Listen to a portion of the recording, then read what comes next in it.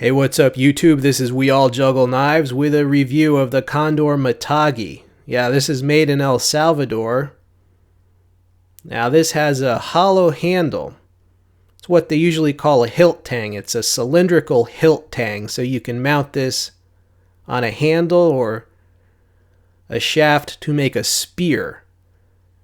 Now I will do a whole separate video on putting a handle on this because in this video, I want to review it as a knife if you want to just use it as a knife. This is 1075 high carbon steel. All right, and that edge, it's a very, the relief grind on that knife is wide and convex, right? And then it goes into a full flat grind.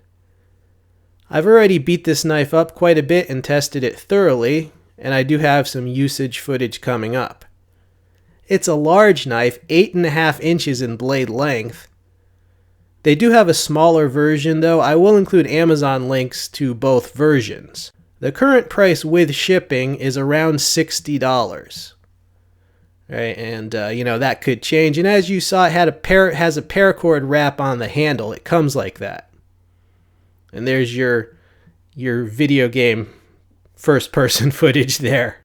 Oh, by the way, it is raining as I narrate this, so if you hear something that sounds like rain, that's rain, yes, and it's not raining where you are, maybe it is, but where I am it is.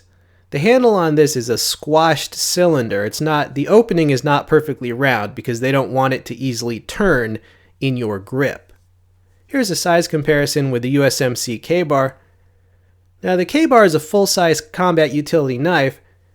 So you can see the Matagi, it's quite a large knife. The handle is longer, the blade is noticeably longer, and the blade is also like twice as wide as that K-bar. In fact, at 8.5 inches in blade length, you're getting up to close to like a BK9, right? So a substantial blade. Here's a comparison with the cold steel Bushman. Now, if you're considering a hollow handle knife that you want to be able to make into a spear, you're probably trying to decide between these two.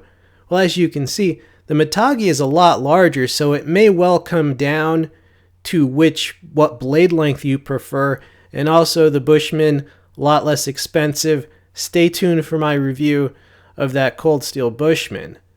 Right, and I added what they call the Condor Crocodilian to the mix here. I mounted it on a spare axe handle that I had. I cut it down a bit. The tang on this Crocodilian is very similar to the tang on the Matagi.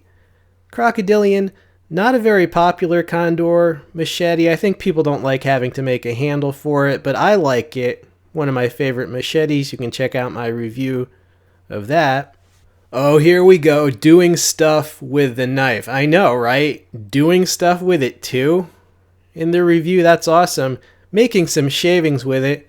Now, like I've said before, the easiest knives to make shavings with are usually, 3-4 inches, thin but very sharp. That's just a handy size to make shavings with. But just in case you want to use a larger knife for all kind of things, I see this as a general purpose, what they call survival knife. I hesitate to use the word survival because most of us are not, stranded on a desert island or something. But nonetheless, it is a category of knife that has kind of gained in popularity.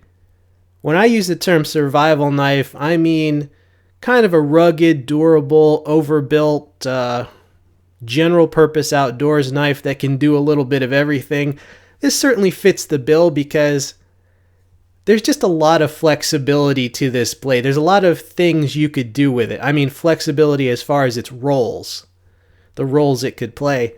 It's got a hollow handle. I could easily imagine people sticking a ferro rod and some tinder and a little kit inside that handle and then just rigging up some kind of stopper. So you could go that route. You could also affix it to a handle either permanently or, semi-permanently. Right, you could carry a handle with you. Right, so this can do a lot of stuff. It can make shavings. I will be batoning later. You can make a spear and spear a freaking whatever you want to spear, wild boar. When it's mounted on a long handle, you can also use it kind of like a pole machete. You can get up it, if there's some fruit that's way up there, you can harvest it. It's just a very flexible all-purpose tool, and it's pretty tough too. Speaking of toughness, here is some batoning. Hitting it like a caveman with my big-ass club there. It's pretty good at splitting the wood. Of course, it helps if you hit it really hard, but, it's got a full flat grind, and it's not super wide.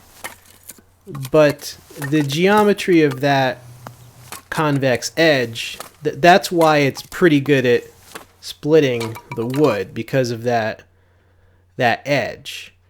Right, so you can baton, and I'm not saying batoning is vital, but if you wanted to see if it could do it, yes it can. And any knife that's going to be a survival knife, it should be able to easily take a bit of batoning. That was a highlight reel, by the way. You can see from the amount of wood there, I actually did way more with it, just to put use on the blade.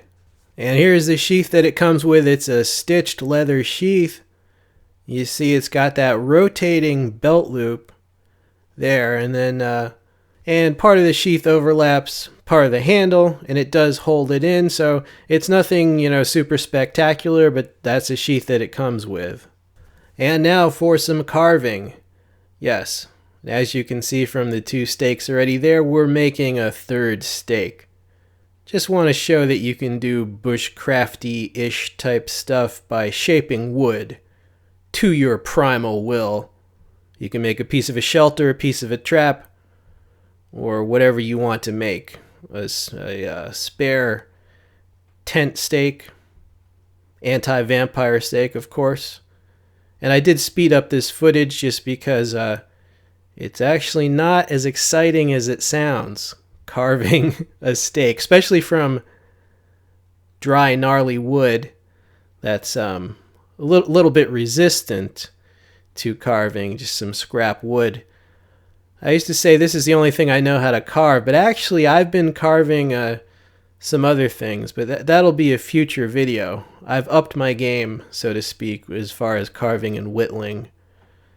And you'll see that in the future, but that's a pretty sharp, or, pointed, yes. There's a difference between sharp and pointed. It took me years to learn that. This is secret gear reviewer knowledge. But yeah, that could take care of a vampire for you. Alright, final thoughts on this Matagi. Very interesting. If this was a bit less expensive, it would almost be a must-have. Like if this was around the same price as that Bushman. But $60, it's not unreasonable. The flexibility of this thing is its strength. I mean, you can do whatever you want with it. You can make a spear, you can make a short spear. You can use it as a machete once you have the reach of a handle. You can baton with it, you can make shavings, you can carve things. I haven't sliced up any food with it, but I'm sure it could slice through organic tissues quite well. You can put a little survival kit in the handle and make your own stopper for it. So it's really flexible. It's really useful. Kind of a jack of all trades. I do like it, and I do recommend it. I realize it's not for everyone. Bushcrafters, a lot of them prefer a Mora knife, so okay. But as an outdoor knife, general purpose outdoor, survival, camp, I do like it and recommend it. And like I said, stay tuned for my video where I put a handle on this. When that video is done, I'll include the link in the text box. All right, check out the Amazon links if you want to pick one of these up. They do help support the channel. I hope you enjoyed seeing this blade. This has been We All Juggle Knives. I'm out.